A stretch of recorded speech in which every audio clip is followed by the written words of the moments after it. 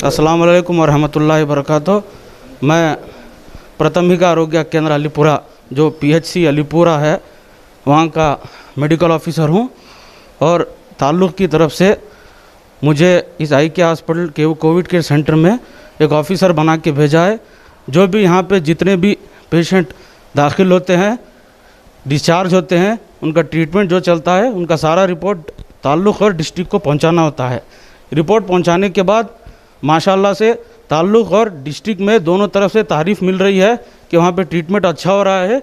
और हत्ता यहाँ तक भी हमें फ़ोन्स और कॉल आ रहे हैं कि बाकी जो दूसरे ताल्लुक़ के लोग हैं या दूसरे गांव के लोग हैं वो भी यहाँ आकर ट्रीटमेंट करवाना चाहते हैं। इससे पता चलता है कि हॉस्पिटल एक अच्छे निज़ाम से और एक अच्छे तरीके से यहाँ पे ट्रीटमेंट चल रहा है और लोग यहाँ पे शिफायाब हो के जा रहे हैं। वस्सलाम। गवर्नमेंट की तरफ से आपको मेडिसिन वगैरह बिल्कुल आ रही है, सप्लाई है?